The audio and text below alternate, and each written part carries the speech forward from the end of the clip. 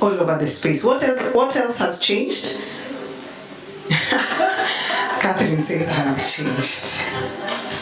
Are people on their phones? Are they here? You're here?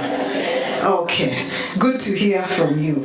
Now today, I am privileged to be moderating this session that we're just about to start, which has been a great session, starting with our very own Calvin, and then we went to Susan, Dr. Susan Koech, and finally Cyprian. You gave us some goosebumps as well. So I'll just start from there.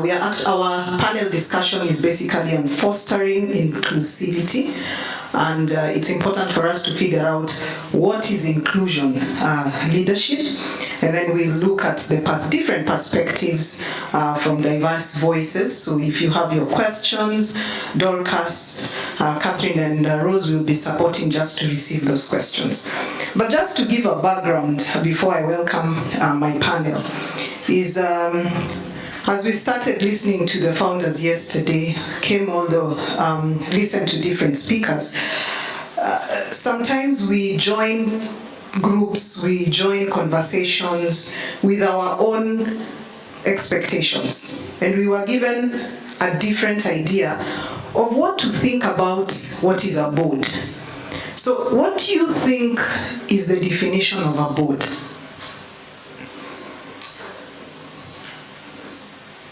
Okay. I'm happier when people just talk comfortably. Did somebody tell us that if you're in your house, you're a member of a certain board? Yes. So a board is a group of people with authority and in charge of handling something. Simple. So how many boards are you part of? Many. Many, right?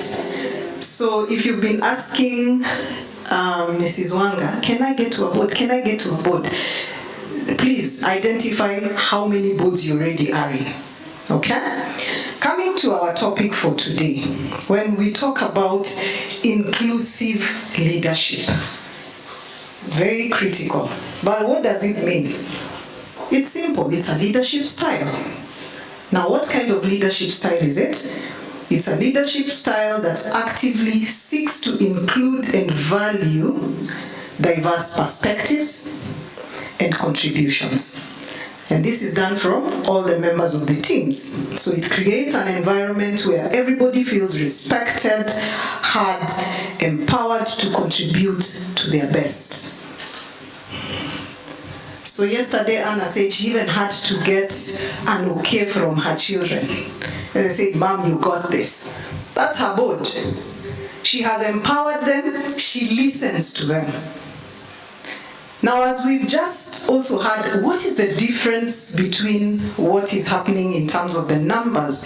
I think Dr. Susan Koech gave us the numbers. What are the companies that are doing very well?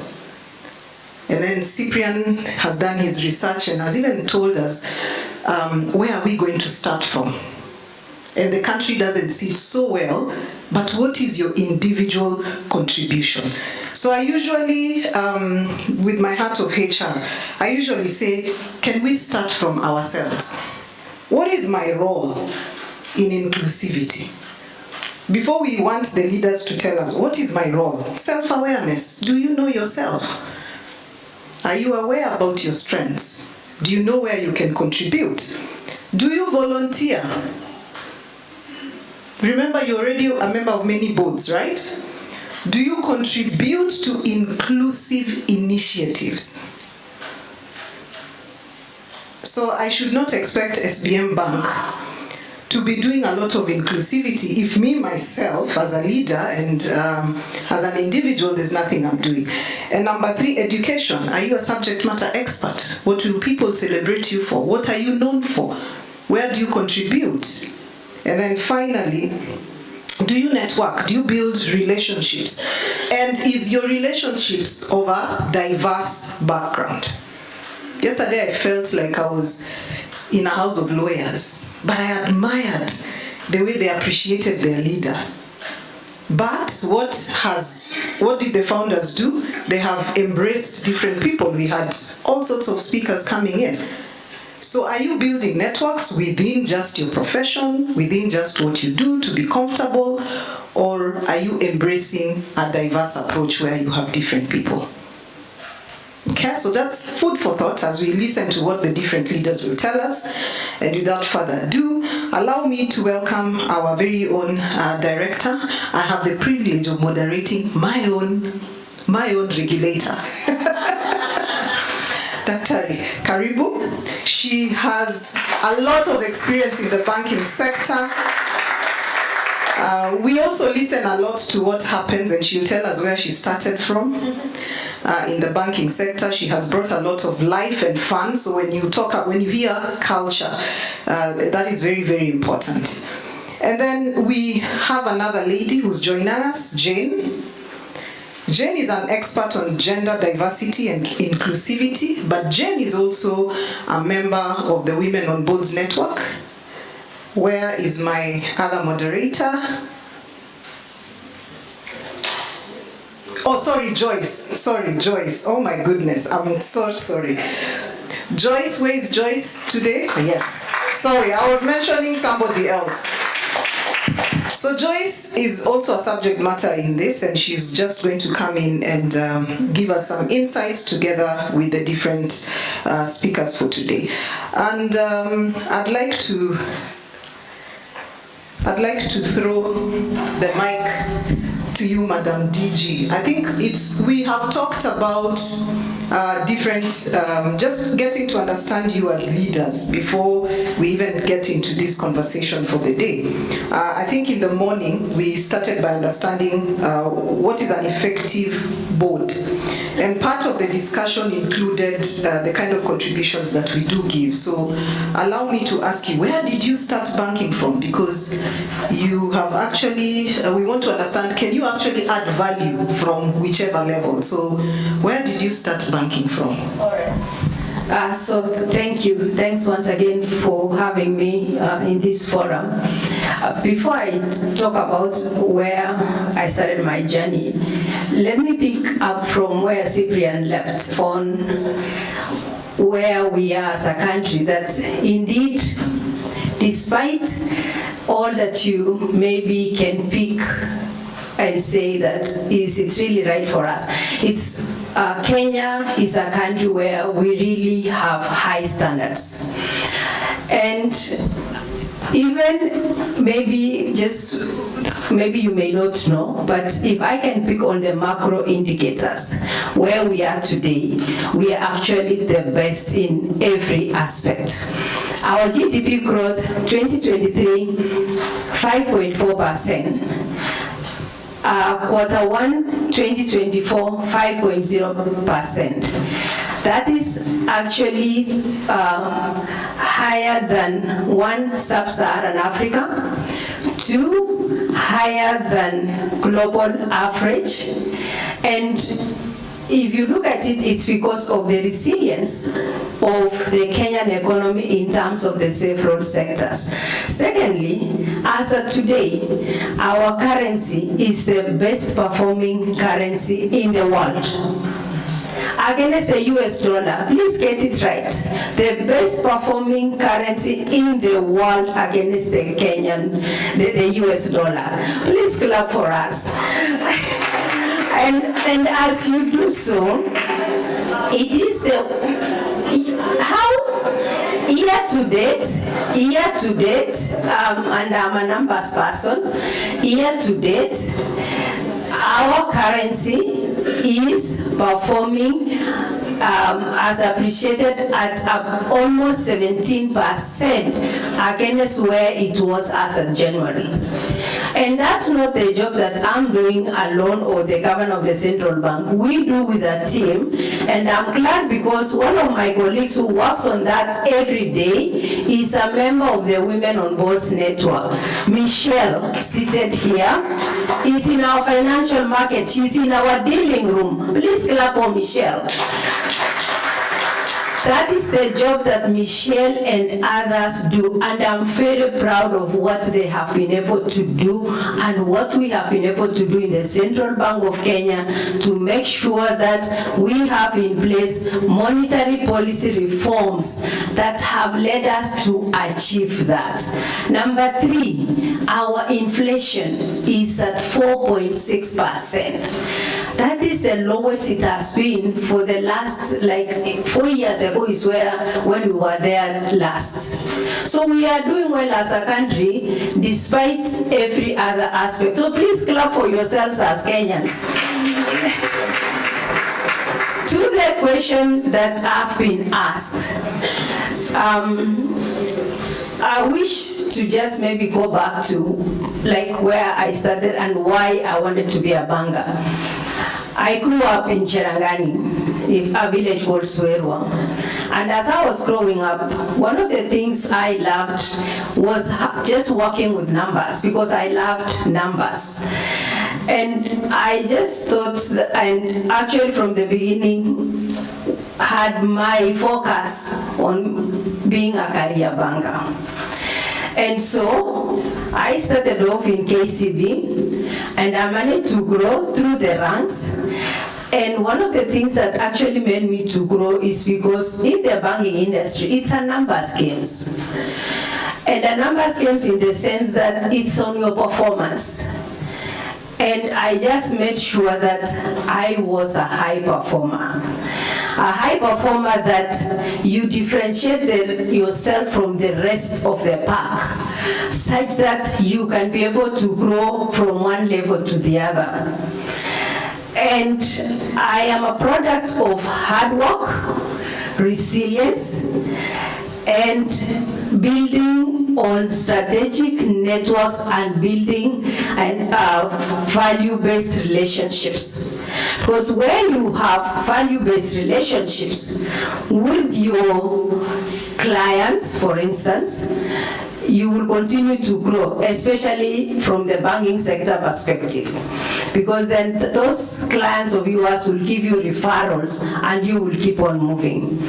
And the same strategic networks actually supported me when I knew, because I had clarity on my career path and where I wanted to move to. I had set out my goals, and out of setting out my goals, I was determined, of which I will actually write it down, break it down to short-term goals, mid-term goals, long-term goals. And because I'm a believer, then I'll pray over it. I had specific goals on when I wanted to be leaving the banking industry to join government. I joined government 1 week after my birthday on the year I had set to. I had clarity on when I was to get my PhD. I delayed by 1 year because I moved jobs and I had to just focus on the job first. Actually, my plan for joining government was so that I go back to my former employer, which was KCB, and become the Group Chief Executive Officer, because that was my goal. And on actually 2 weeks after my birthday of having planned that I need to go back to KCB, I actually was appointed the Deputy Governor of the Central Bank. I'm proud of what I've been able to achieve because it has been deliberate. But you can be deliberate only if you also build on the blocks and say, I'm putting this block here, this additional block here, and this is how, when I put the blocks together, they will lead me to the next level which I want to be. And so, to the extent of my plans and having achieved them, Yes, because I don't think having been a regulator, I still want to go back to the other plan that I had to be the group chief executive officer of KCB, because now I'm regulating them. So I think I'm in a better space to regulate them and to make sure that I serve the people of Kenya, because I also have a lot of passion in public service, and I'm happy with what we have been able to do together with my colleagues in the Central Bank of Kenya to serve the people of Kenya and make sure that we deliver on our expectations as we should. Thank you. Thank you very much. That's quite inspiring. Just before we get out of that, research definitely sitting at different boards or different leadership areas, you need to be very clear on what information you can send out and what decisions you can make based on data. Public sector has a lot of data. And I think for us it's just to appreciate what are some of the inclusive strategies that you have seen within the government sector that actually you're putting in place to ensure that there's inclusivity. Maybe starting from central bank or in a public sector in general. What are some of the strategies? Okay. Thank you. Let me just bring us to the global scene first and foremost, because according to the World Economic Forum report for 2024, the gender parity cap is at 68.5%. And according to that same data, it shows us that it will take us 134 years to attain gender parity. The reason is, and initially, before COVID-19 actually, it was going to take us 100 years. But because of COVID-19 and climate change risks, that has now pushed us to 134 years. That is actually, let's say, I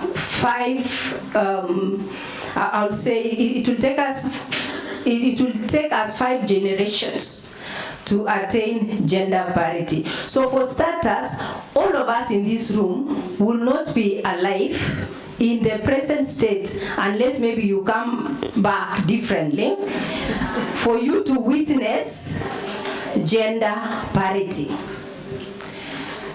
The Kenyan scenario is in the sense where if you look at the several areas where we look at whether we are attaining gender parity in the education space, whether we are attaining gender parity in the health space, whether we are attaining gender parity in the sense of the economic space, and this is a bit encouraging from where I sit.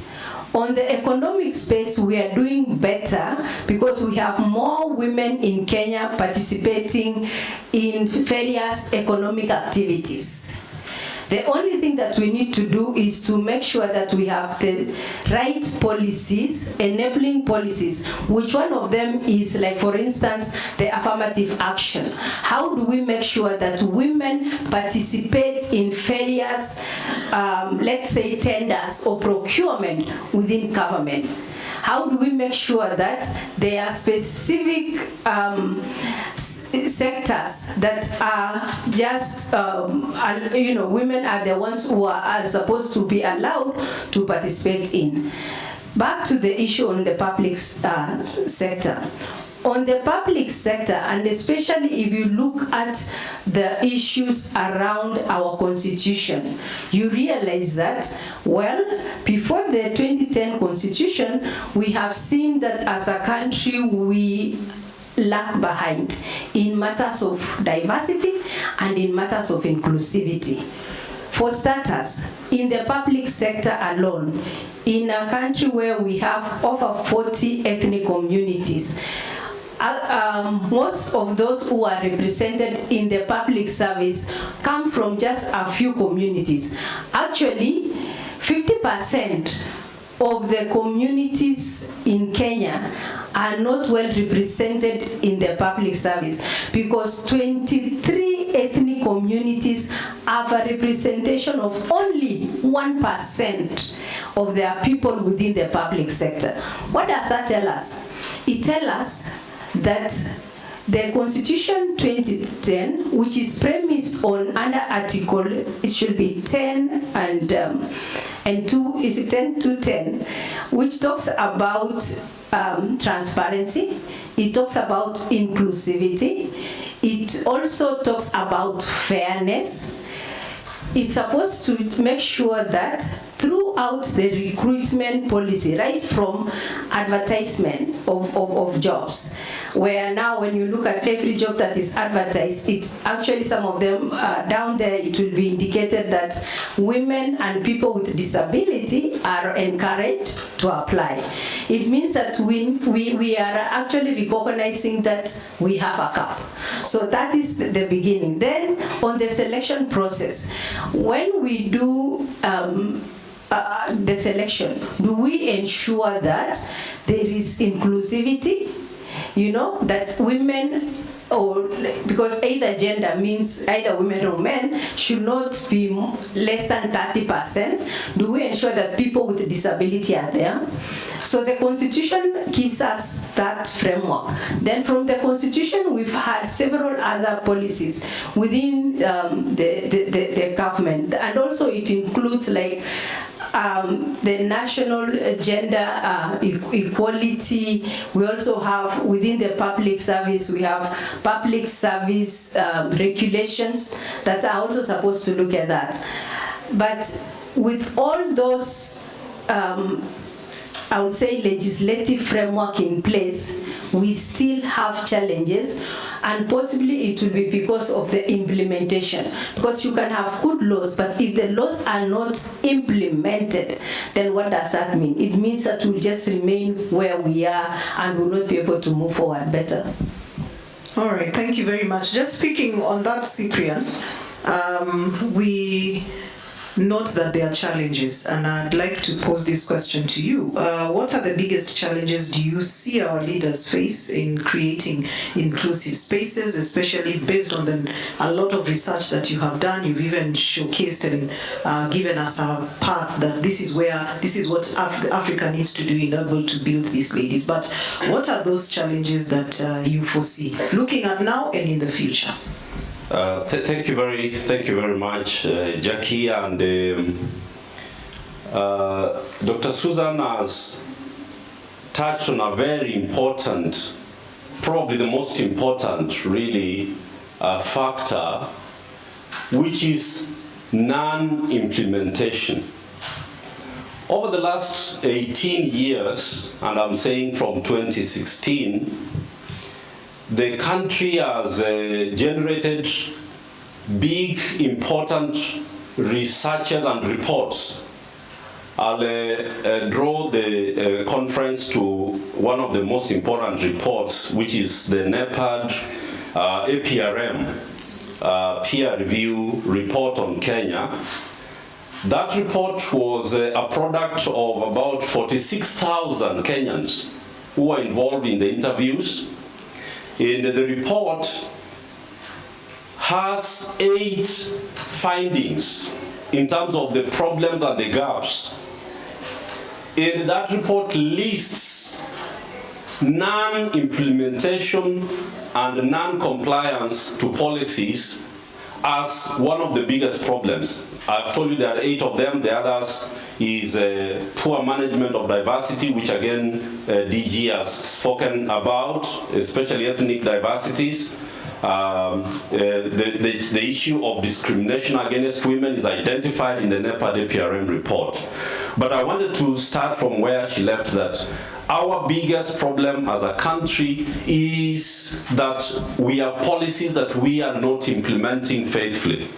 Beginning with the Constitution of Kenya 2010.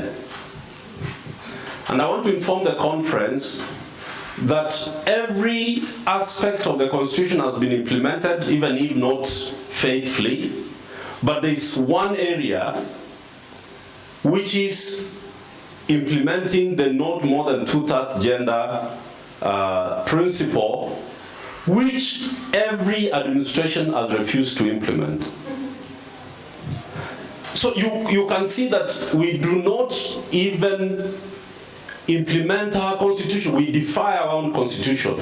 This parliament that is there, and the previous one, the 12th and the 13th, the Chief Justice issued a decree, the former Chief Justice Maraga, issued a decree and asked President Uhuru to dissolve parliament because it is not constituted according to the constitution.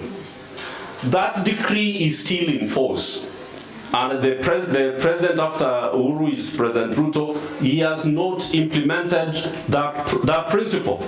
Even when President Ruto was constituting cabinet, he did not meet the gender threshold that is constitutionally required. Even this cabinet that has been constituted yesterday has not met the constitutional threshold. So when it comes to the issues of inclusivity, and this is something that is wider than the gender inclusion principle, including persons with disability, intergenerational inclusivity, ethnic inclusivity, you see that our biggest problem is non-implementation.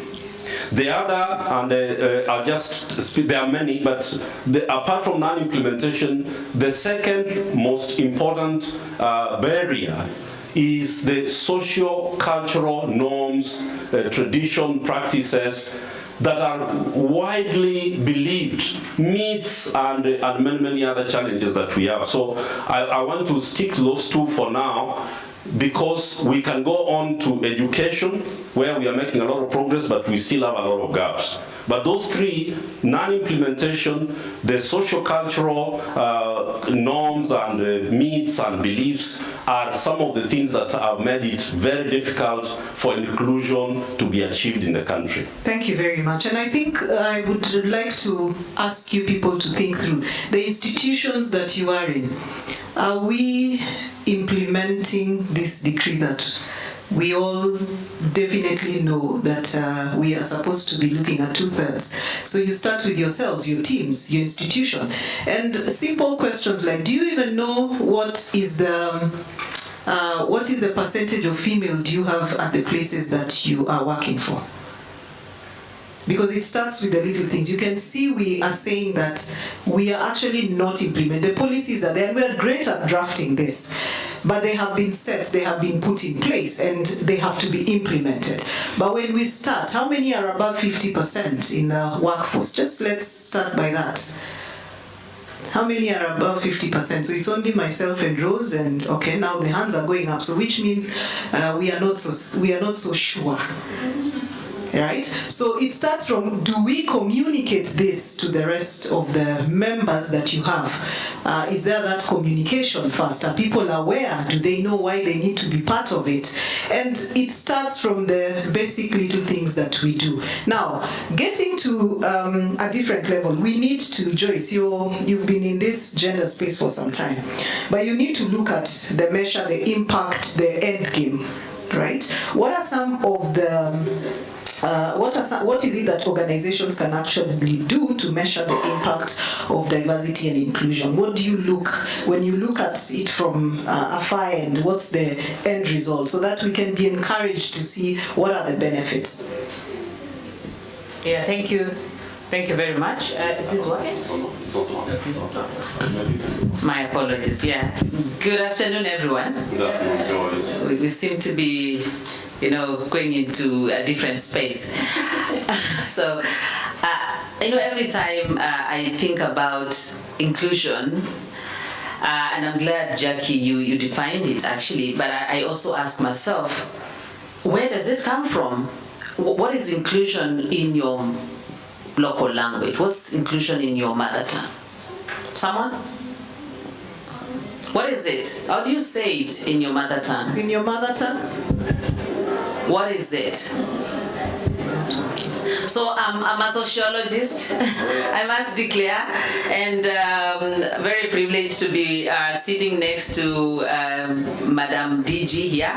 When she spoke earlier, she actually said, apart from the lawyers, the accountants, and all other professions that need to be on the board, she also said activists need to be there. I saw a few activists in the room. So I represent the activists in this space. And thank you, Catherine, for causing me to be in Women on Boards. But I also have had the privilege to sit in my own family board. Thank you very much also. But actually, I started off as volunteering in schools board of management.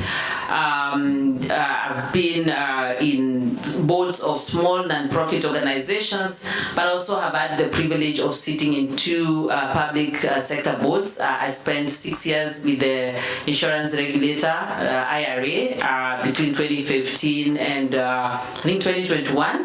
And I'm currently serving on the board of the Agricultural Development Corporation. But I also work. I have a day job. And I've spent a lot of time in the area of, protection, empowerment, and inclusion. So inclusion, for Latin speakers, if Latin is your local language, comes from two words, in and claudere. Claudere means shut. In is in. So it's either in claudere or ex claudere, but claudere actually has a deeper meaning. It means shut on the face. So when you exclude, literally, you are shutting, slamming the door on the face of someone. I think I won't repeat myself. The DG has outlined. It can be on account of age, can be on account of sex, which people often call gender, but it's really your biological makeup oftentimes, can be on account of the geographical spaces where you are. We've heard about along the railway line type of economies that we have, type of economy we have. But to your question, Jackie, how do you measure? I would actually argue you can't measure. As they say, if you do not know where you are going, you can never get lost, isn't it? So the beginning of measuring is asking yourself, where do you want to go? As a country, for example, in all public sector spaces, boards and leadership positions, we are not supposed to exceed more than 2/3 of any gender, right? By constitution, isn't it? We are doing that all the time. So the most basic measure, I'm not a person of numbers, I'm a person of stories, but the most basic measure is really count them. Count them. If you have 10, how hard is 2/3 of 10 to calculate? If you have 100 whatever number of people in parliament, how difficult is it to know that you have exceeded 2/3 of one gender? But I like to go back to where it all begins, especially for me, because I ask myself, how did we even get here? How did, where's Mary, the village girl?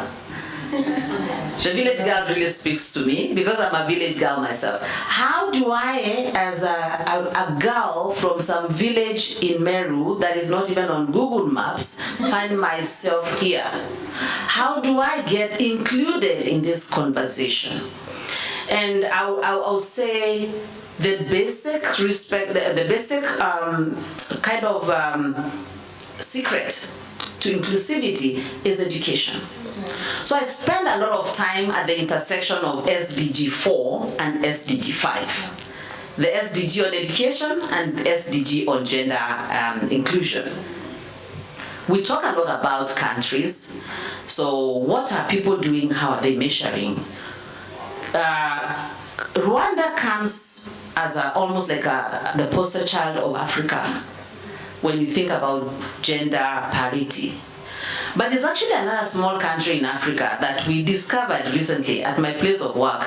So we asked a company that you all know, so I won't name them, that please go find out for us who is the best in class in Africa, in as far as getting women in school and in the economies. You won't believe, it's never mentioned a lot, but that country is Namibia. Namibia has about 2.8 million people. It's almost like half the size of Nairobi. But they did things that we can learn from. So, one, they ensured that they instituted the right policies in education. Made education free for every child, 6 years to 16. You had to be in school. It's mandatory, it's paid for. So how do you measure that? Get all the children in school. Isn't it? Count them, and I think our chiefs also do a tidy job sometimes, basically sweeping kids and getting them to school. So that fact in itself, and the World Bank has done great analysis on what every extra year in school does to a girl's life, to a woman's life. So that's measurable, Jackie. The other thing is on essential services. Ensure that women are not dying of things that they shouldn't die of. I think Dr. Kisa is here. We'll be talking about maternal health and women's health. Essential services in water supplies within areas where they can reach, so someone doesn't spend a whole day going to draw 20 liters of water. The other thing they did is actually interesting, what Catherine and the other founders have been doing, getting women in leadership. So they have 40 to 50% of women in leadership, both in private and public spaces. That's measurable. That can be done. So I like to look at what we do aside from the challenge of non-implementation and the challenge of social-cultural norms. I think the other hidden challenge is the challenge of being piecemeal in the way we do things. And so before you even think about measuring, you actually ask how inclusive, but also how holistic. Because it's no use having free primary education like we do have in Kenya, but girls still drop out of school because they don't have uniform, or because somebody decided at 12 they're old enough to get married and there's no legal protection that is implemented with thoroughness to protect them. So inclusivity without holisticness becomes very weak, because it's almost like you're sending them forth but also creating almost like a choke point where I think, as the DG says, you realize it becomes a pyramid as you go to the top. So at the bottom here, you have a lot more women enrolling in school, a lot of women, equal numbers joining companies as management trainees. Then you begin to experience what McKinsey calls the missing middle, both in public and private sector. And when you come to C-suite, then the pyramid is even sharper, and there are fewer and fewer women there. You can almost count them on your fingers. So Jackie, to your question, what's measurable needs to be determined at the planning stage. Where are we going? How will we hold ourselves accountable every step of the way in not only an inclusive manner, but also in a holistic manner? Thank you. Thank you very much, Joyce. That was rich, right, in many words. And just before I come to you, I think I'd like to see if we have any questions on the floor. But just to allow the DG and Cyprian to add a few comments to that. You need to determine where you are starting from. And it needs to be a holistic approach. Yeah. One of the simple things is just making sure that the pipeline is able to go all the way up to the top. And that's why we ask simple questions like, do you understand what the demography sits and what the numbers are and how you sit in? And for organizations, I think Joyce has said sometimes you can just need to literally count, right? And start with simple examples. Basics, don't make it complicated. What percentage of your workforce is diverse? Okay? And then take it a little notch higher. out of the maybe people who are performing, what is the percentage of the people who are performing versus, so that you can be able to see and determine. I've always challenged myself, especially for those people in the banking sector, what is it that is so difficult for you to have a branch that has got people of diverse voices and backgrounds? Because you have put a screen there, so maybe that conversation might not be very important, right? As long as I can read what you have written and I can help to do your transaction, that's it.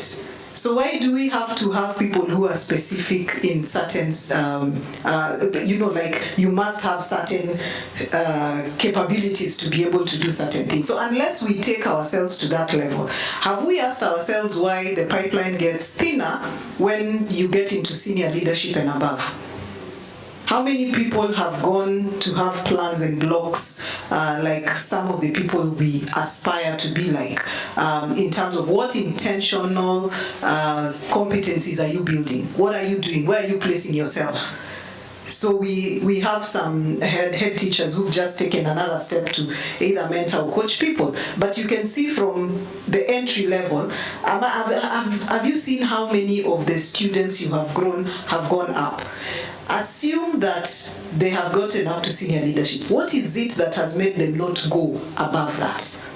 And then do you recognize them enough so that more of us are encouraged to come? So we all have a role to play. But on the holistic part, maybe I allow Dr. Susan to give us more comments as we now go to the ground, and then Cyprian can also give us more comments on that area. Do we have any questions? I will be coming down with the mic.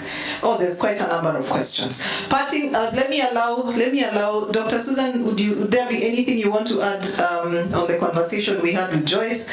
Just looking at how do we have a holistic approach right from the bottom to the top? And then Cyprian can add, and then we can take some questions on this side, okay. And then I'll get to the middle. Let me just get some comments first, and then we can take some questions. I think Joyce has really captured it well, because it actually first starts with the education. Like how many women can go through the education system, right from primary level, high school to colleges, because then that's how you start building the competence. And again, as they are growing up, again, the kind of mentorship, the kind of influence, people of influence they interact with, the kind of encouragement that they are able to be exposed to. It's because, again, exposure is very critical. And one thing which we all agree is at entry level, we will have equal number of men and women getting into the corporate scene and even in the public sector, and especially even in the banking industry. In fact, in the banking industry, it may end up being even 52 to 48 more women. Even at the levels of branch management levels in the banking sector, there are more women. Maybe because we are more honest, and we can keep on, and we are workaholics, and we always will make sure that whatever targets are set, that we deliver. But then the deliberate and intentions that we need to have is how do we make sure that we also first mentor the upcoming women so that they can be able to take up. How do you make sure that you have a pipeline of leaders? How do you make sure that you also ensure that when the opportunities are there, that you also, if you are at a higher position, that you also allow them? Because the problem again is because of the nature of our society is women will always want to be 100% ready for a job. I've sat in some interviews and I see, the men who've actually came in, they were not prepared, but they had the audacity to put through an application and to, and the way they will be able to express themselves, you may actually think that they are really good for the job. And yet, it was just because of the confidence. So those are the kind of things that we need to be able to keep on engaging on and make sure that more women have the courage to be able to be deliberate and be able to take up leadership positions.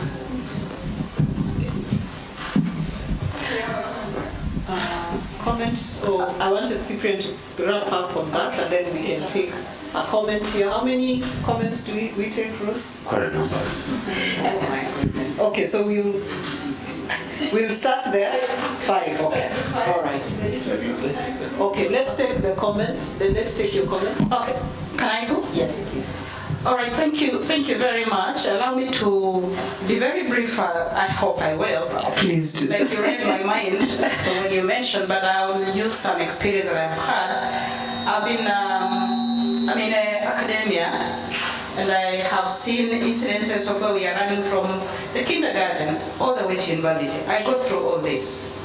Now, I will tell you how aggressive girls are when they're in primary and they're in high school.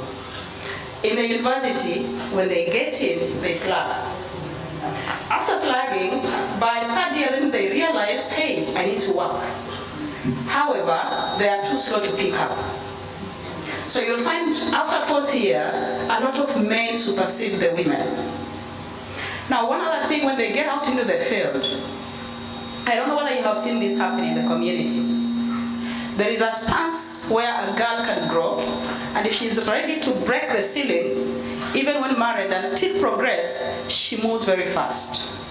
But there is this period when I become a mother and I am so shy of what would happen to my kids, what would happen to what and what, and then I hold on and I'm like, let me leave them to grow fast, then I'll pick up. By the time you pick up, everything is gone. So this particular glass ceiling period is our weakness. How do we break off from that?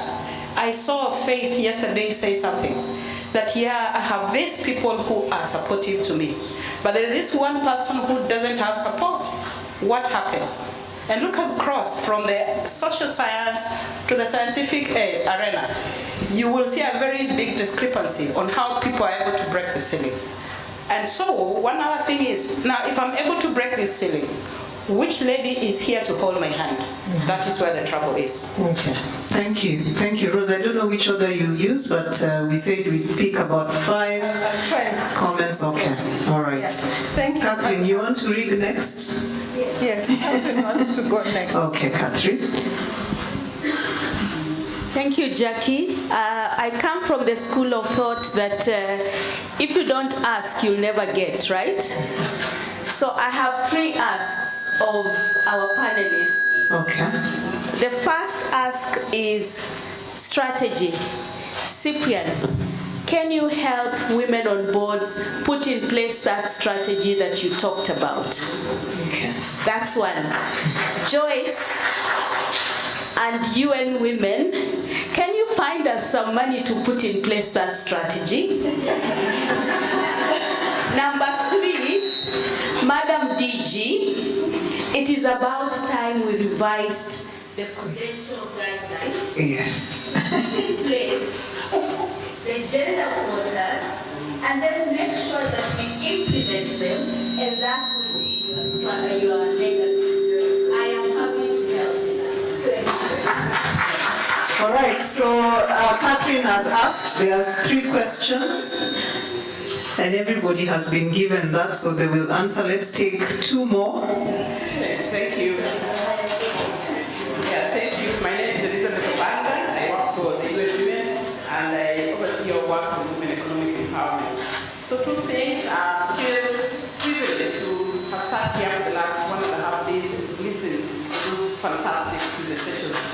I like what Cynthia said about women being at the center. So I have 1 question and 1 comment. One is around integrate. You said that if Africa did 3 things, one was infrastructure, institutions, and integration. So I'm asking myself, where is the place of integrity? Where is the place of personal values? Because even if the institutions are in place, infrastructure is in place, there's integration, if it's not personal integrity and values, I don't think we'll be able to move. So that's one. The second one, which you also like is that we live in a patriarchal system, and it's important for us to deal with that. And I'm speaking now from the point of view of women.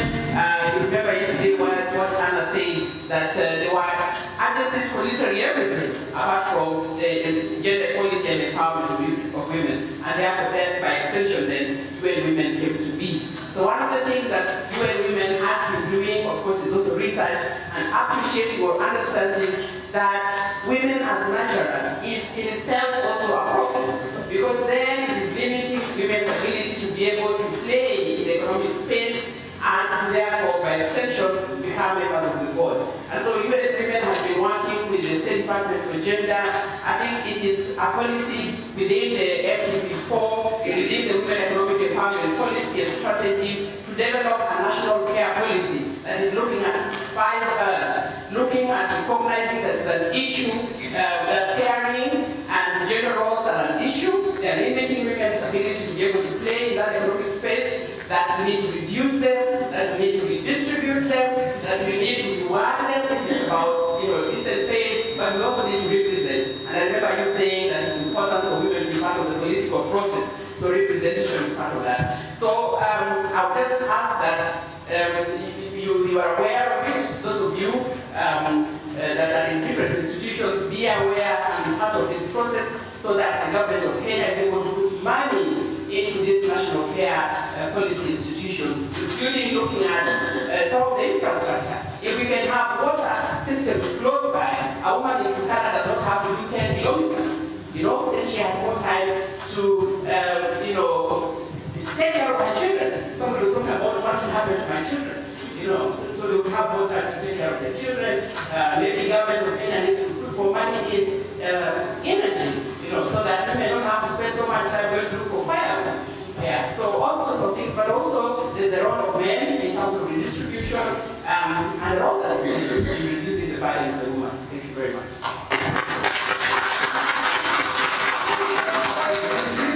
Okay.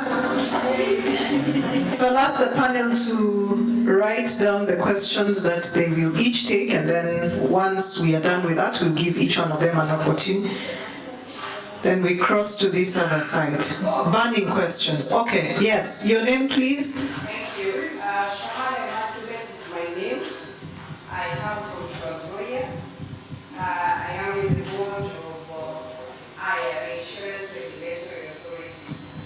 My sister, the Deputy Governor, Senator, maybe what would you advise to women and the underrepresented individuals who are aspiring to be in board, given that these boards are somehow male-dominated? So what would be your advice?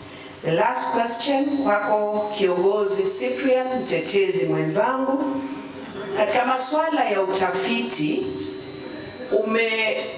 angazia swala la jinsia na vile labda kwa vitengo kama usalama imefanya vizuri, masuala ya polisi labda iko chini, watu hawana imani kwa vitengo mbalimbali. Lakini kwa hiyo utafiti, naomba muzingatie swala la jinsia, kwamba iwapo tungekuwa na wanawake katika vitengo vikubwa kwa usalama, kwa ulinzi, inaweza toa ushawishi na inaweza pia kuweka taswira kamili kuonyesha kwamba wanawake wakiwa kwa vitengo vikubwa, basi kuna imani katika utendakazi wao. Asante sana. Thank you. Diversity. That's diversity. Thank you, Rose, for allowing inclusiveness of different languages. Can I take that one? And Cyprian, I hope it was a good challenge for you. Okay, so you've been able to get the question. Yes, your name, please, and a quick question. All right, name is Carol Kariuki. Mine is to Cyprian, based on your presentation, especially on the principles of good governance. You mentioned consensus-orientedness. So I just wanted to find out what exactly you meant by that. Does that mean we all have to agree? And where is the place for divergent views if what we are seeking is consensus-orientedness? And also, what then if we are in consensus about what you actually called stupidity? All right, I have questions. So do you want to Last on this side, please. Do you want to respond to that first, or we take the last? We take last, there's one that has been here, and then now the second batch, so that the panelists might forget all the questions. Okay. And we will talk as long as you skip your lunch. Okay. Thank you so much, our panelists. I am CPSI Lirodo. I work for Office of the Control of Budgets, and I'm so proud to work under the leadership of Dr. Nyakango, who has been mentioned here. I also serve in the board of AWAC, Association of Women Accountants of Kenya. So mine is very simple and short.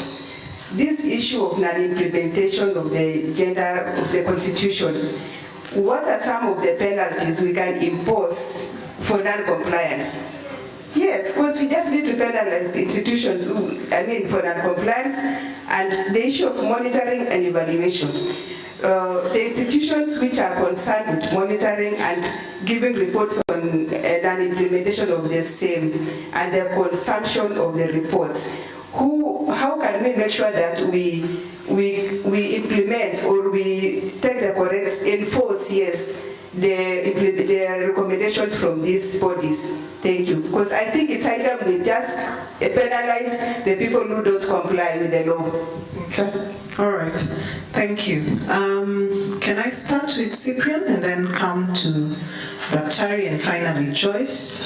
Let's just look at the different questions and then you can give your response to them.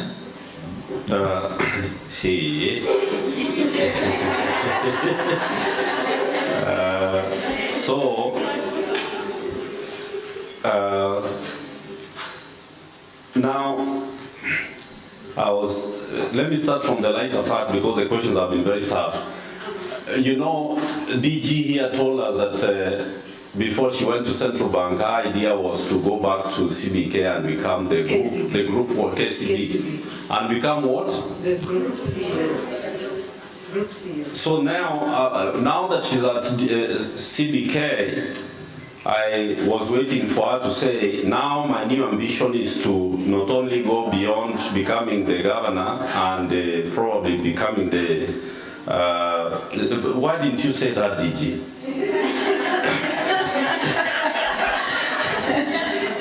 She has written it down. So let me try, because the questions have been very, the comments, first of all, have been very rich and very detailed. As regards Catherine's ask,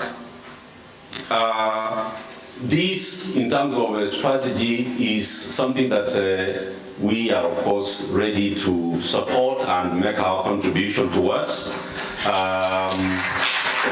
And we have been doing this for a while. In 2022, of course, 2021, we developed the Women's Political Participation Strategy, and we implemented it to a certain extent, and we saw the results, and that's how we learned that there are gaps. So yes, we will work with the Women on Boards Network to develop a workable strategy and a very effective strategy, which is short-term and will be able to take us to the years to come. So that is something that we can be able to give our word on. I like what my sister from the UN Women, Banda, has spoken about. And the whole idea around institutions, infrastructure, and integration is to say that institutions are there in their quality. The quality of institutions is really whether they are ethical, whether they are inclusive, whether they are economic, and whether they are empowering. So it is not just to have institutions. When I was presenting, I said that Kenya for the last 14 years has focused on rolling out the institutions. But the institutions are not living up to the mandate, the purpose for which they are created. So the quality of institutions really is where the challenge is.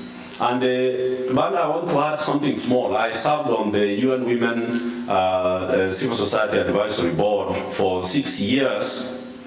And there's only one word that I want to suggest.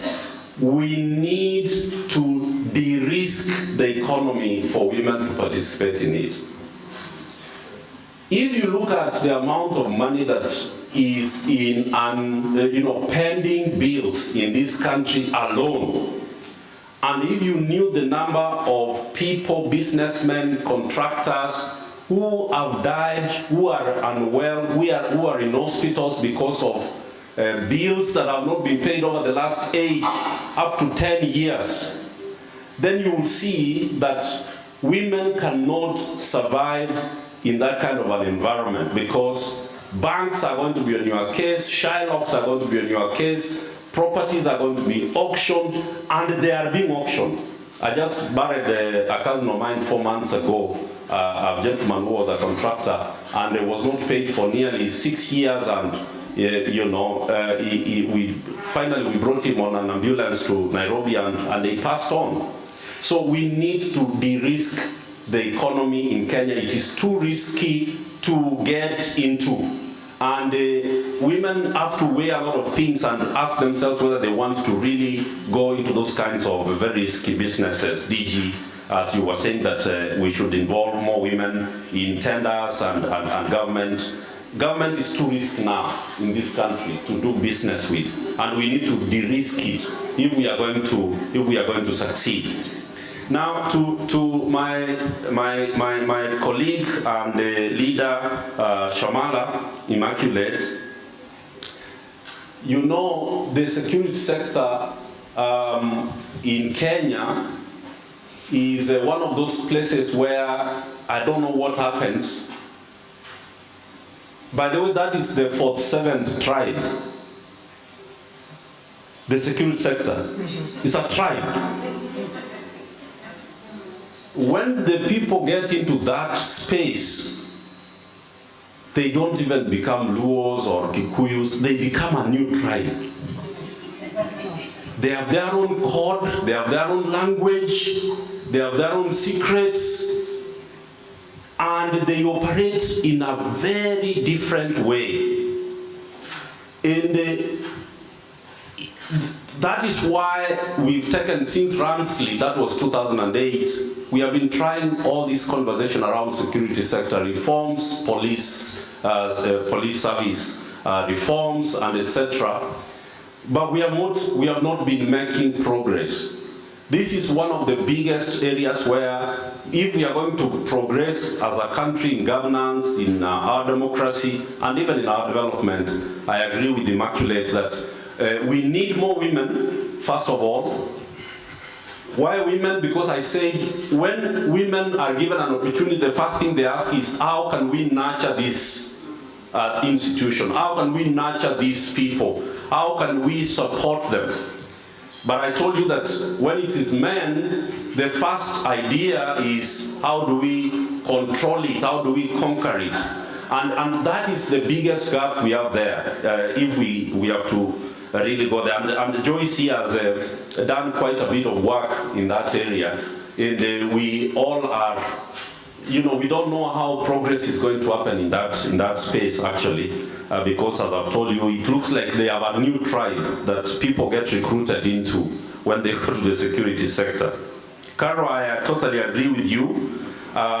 When we talk about divergence, when we talk about consensus-orientedness, we are not excluding or precluding divergent ideas, views, positions. No, it's because those divergent opinions and positions are there that we now start to look for how we build consensus in terms of what is this that is needed so that we move together as a country, for example, Kenya. And there's a certain investment that needs to be done in that space of consensus-orientedness, which is part of why in the peace and security sector we have now built, for example, the women mediators of Kenya, the women mediators in East Africa, and even women have done quite a bit of work, and many other organizations, to prepare skilled, competent women mediators who can be able to help the country to see that we can be able to actually reach consensus on very many things. Because in peace, we say, you choose whether to negotiate after you've killed each other, or you actually negotiate before you kill each other. You know, people, Jackie, don't know that. Take Marsabit County, for example. People refuse to negotiate about positions in the county. They murder each other. When they have destroyed their livestock and they have burnt their houses, they have many IDPs, they finally realize that the economy has collapsed, and then they come back to negotiate.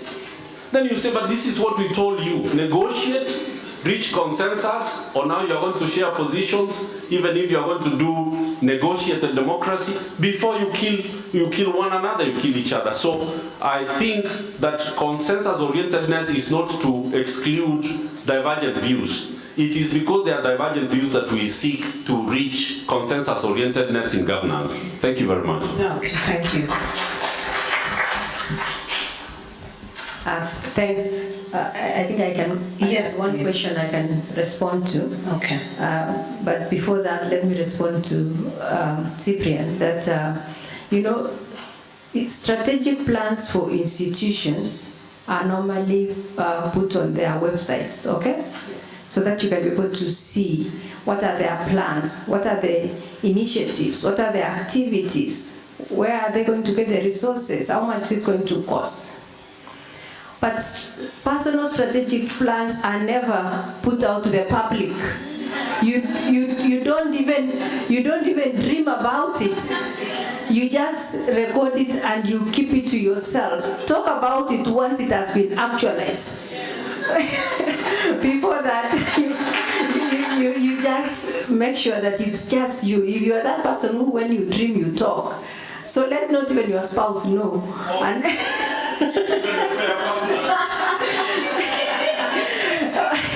so I want to respond to my sister Shamala. You know, Shamala has very good Kiswahili. You guys have noted that. I'm really proud of your Kiswahili, and I'm very proud because she comes from Trans Nzoia. You know, us who come from Trans Nzoia. Anatoka kaunti yangu. We are the only people in Kenya who qualify to really speak Kiswahili because we are highly cosmopolitan. Yeah, so I tell people my neighbor at home is an Arab. So we are highly cosmopolitan. So we speak very, very good Kiswahili. So and so the way I'm going to respond is because Shamala is asking how do we make sure that those women who really want to be board directors get that opportunity. And I want to just give an illustration based on one woman who is seated here with us today, Mary Wamai. What should happen to all of us as women at whatever level, when you are given an opportunity for any job, even if you are a sweeper, even if you are a cleaner, even if you are a messenger, even where you are a teacher or you are in the security services, do that job, do it so well that even when you are not in the room, someone else who is in position of influence can speak about you. So, and we can only do that if we continue to enhance and build our competence and skills, and also make sure that we build value-based relationships that can stay, and beyond ourselves, and that can also, make us ensure that these value-based relationships enable us to access strategic networks and strategic positions. I think that's how I'll respond to. Thank you. Thank you very much. Joyce? Yeah, thank you very much. I'll take two quick ones very quickly. Of course, I'm a member of Women on Boards Network, so when called upon to fundraise and look for wherever it is we can find some money to implement the strategy once my brother has helped us develop it, count me in. I wanted to respond to the question, sorry I didn't get your name, on penalties. So one of the things I tell people is inclusivity, one, does not come without a cost. It costs something. Costs time, costs effort, costs attention. But most importantly, costs money. So something has to give in order for you to be inclusive. But the other reality, at least from my experience in this field, is that inclusion really does not come from the goodness of people's hearts. Someone say amen? It does not come from the goodness of people's hearts most of the time. What that means is that there has to be accountability frameworks and mechanisms that will cause people to not only do, but report.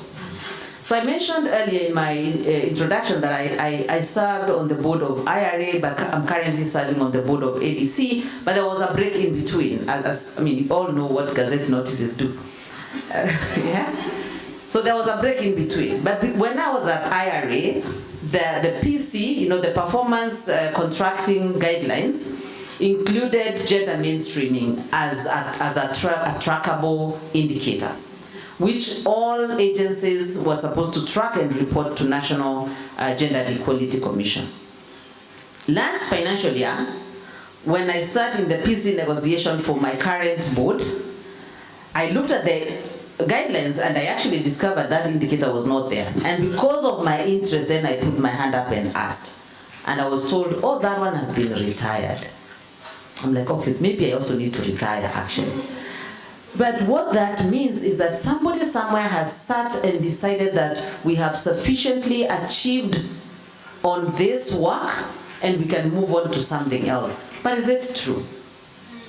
It's not. So National Gender and Equality Commission is kind of the regulator that should be looking at some of these things. I don't know whether they are represented here, but I'm still curious at how did we retire our gender mainstreaming indicator for all state departments and sagas so soon. So to your point, unless somebody is being called out or rewarded for this work, most of the time it will not be done. I have worked for organizations that set targets. In my previous work, many years ago, I worked for Oxfam and we had a 70% target for women. Across the world, everywhere. And I was in charge of the Somalia program. Hey, 7 years there, trying to get 70% of women meant working day and night. Why? Because as I said, school, first of all, is really where everything boils down. Girls have to go to school in order for the economies to even begin to make sense of them. So penalizing is important, but also rewarding is even more encouraging. Are we able to, for example, as a country, do what Women on Boards Network does? Have an award mechanism for people who are doing great in inclusivity. And to go back to what I was said earlier about how well we are doing as a country, people come to benchmark. The other day I was actually reviewing some documents and I saw a statement around, we want to encourage every African country to use the Kenya standard on, I think it's called, I even wrote it somewhere, African Inclusivity, Africa Digital Accessibility Standard. Somebody actually wants to pick the Kenyan standard and encourage all African countries to do that. Meaning, we have a good document. Are we implementing it? Where is the broken telephone between what we know and what we do? And what should happen in between, both from a reward perspective and from a penalty perspective? And my mantra in this work really is coming from a quote by Maya Angelou. She says, do your best. I think and the DG has said it. Do your best until you know better. Then do better. So So as a country, we already are doing great, but can we actually make sure that we are not doing so well in paperwork, and someone comes and picks our paper and becomes the poster child of inclusivity while our paper is still gathering dust and we are struggling with what to do? There has to be a legal framework. There has to be services. But most importantly, and this is so dear to me, there have to be individual level efforts in the lives of girls and women to make sure they go to school, to make sure that they're not spending time taking care of babies and elders and everyone else except doing their homework, but to also make sure when they have to go have their babies, it is safe and they're not dying or getting health conditions that are going to put them down forever. So who is going to hold us accountable on all fronts? We are a democracy, as our president keeps saying. We have a lot of regulatory agencies on health, on services, on everything. Can we, Madam Catherine, make sure that we probably go down to each regulatory authority or each professional institution to make sure that they are doing their mandate to serve the women of this country, so that we can free them from the encumbrances of, time wasters or care responsibilities and sicknesses that are really avoidable in order for them to find their way here, to be on these boats, to be in these conversations, and of course go global. Do whatever else they can do, because the other thing about Kenya, by the way, and I've traveled the continent a lot, we have some of the best human resources. Where are HR people here? Jackie, you are. You'll always find a Kenyan working in all HR the in countries. Kenya is top notch. Yes. So let's not underestimate ourselves, but let's also not shoot ourselves on the foot, especially from a regulatory and implementation framework, by not just, by not pushing our women and everyone else, persons with disability and everyone else that needs to be included. Please allow me to stop here. Right. But this is a topic I can discuss, so tuonane nyuma ya tent. All right, thank you very much. Madam, did you answer the question of support that Women on Boards wants to give on the prudential guidelines? Nyuma ya tent. All right, Catherine. So thank you very much. I think it's been quite an entertaining and informative session. There's a lot of questions that we have. We are completely grateful to have had you this morning and afternoon just discussing with us the different strategies and what we need to think about when it comes to inclusivity. So thank you so much, my panel. I'll allow you to take back your seats before I just get into the next session of inviting a few members. Christine Sabwa, allow me to invite you to give a token of appreciation. Joyce, you're the farthest. Joyce, can I ask you to stay behind? Christine is one of the deliberate members who have ensured that she's on Women on Boards. Rita, can I please have my token of appreciation?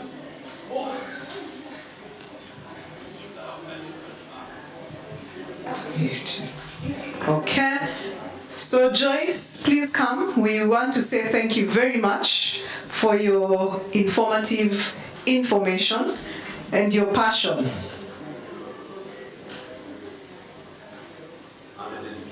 And dedication. She's very passionate. She's very intentional. A long-standing member, Asante Sana, and of course with Christine, who is also a member of the Women on Boards, one of the people who mentor Asante.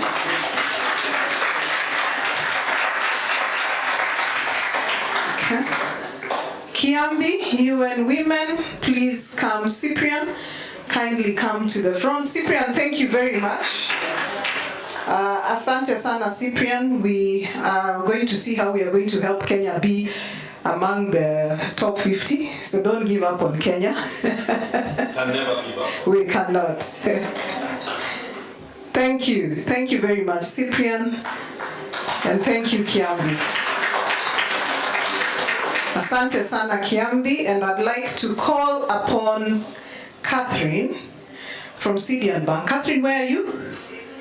Catherine, we want to allow you, Madam DG, kindly come and receive our token of appreciation from Catherine. Catherine is from CDN Bank. I know she is overexcited to get this opportunity. You need to be identified, trained, coached, and mentored. Thank you. Thank you so much, Madam Gigi, for... Oh, okay. All right. Thank you. Thank you so much.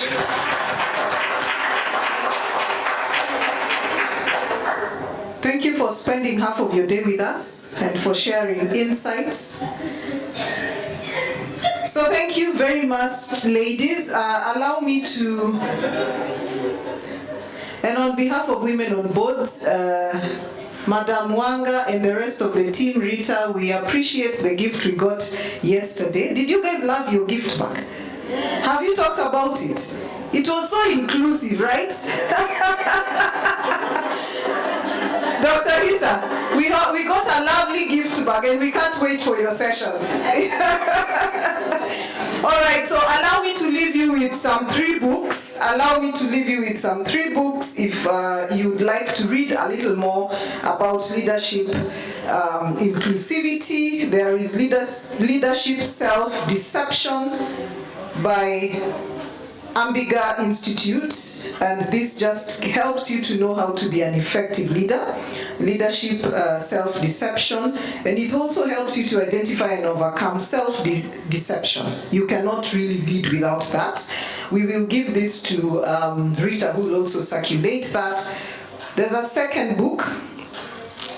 The first is Leadership Self-Deception by ARBINGER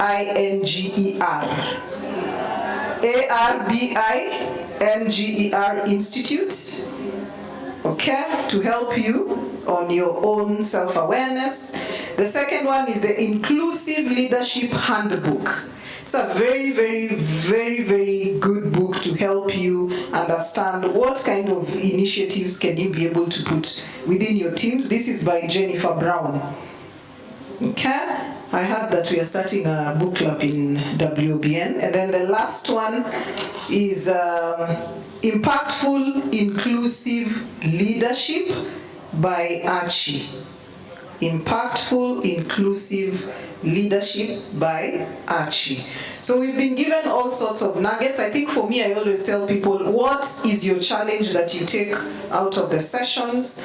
For me, Calvin, what improved versions of things that you're doing in the workspaces can make you be identified? Remember, we've been told you need to be identified. So what new ideas, what new insights are you bringing on board? I have been able to pick a lot of insights from Dr. Susan's sessions in terms of the different entities that are doing a good job. Are you part of those initiatives in your own institution? And finally, of course, for you to be able to make any difference, you must be identified. And have you positioned yourself to be identified? I think Joyce has given us a more holistic approach to be able to determine what is it that we can do. And remember, I said you need to volunteer, educate yourself. What else did we talk about? Volunteer, educate yourself. We said we as individuals, we need to do something. Network and be self-aware, okay? So thank you so much. It was an honor serving you this afternoon on this great panel. And I'll now turn it back to Kathy to let us know what our next steps. I think we'll skip lunch. No. All right, Kathy, thank you. Yeah. Let's give a round of applause to Jackie Ogunji. Wow, wasn't that fantastic? Am I audible? Yes. Wasn't that fantastic? I feel so empowered and educated and informed. Yeah, just all of those things. I think that was such an interesting panel. I think Madam Catherine, that one should have gone for 1.5 hours, you know? But we'll see next time on the program what to do. very informative session, and I'm just thinking of the nuggets that we've gotten, even from Jackie, in terms of the next steps, right? We always have some next steps that we need to do, and especially on the issue of implementation that was discussed. There's one mentor of mine who also happens to be a great speaker in many conferences, and there's once they congregated at some point and he said, let's go to the conference, get in the room and lie to each other.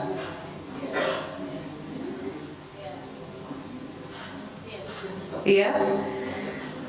I'm pausing there for reflection, because if at all we don't implement, then we might take that route. It was a figure of speech, right?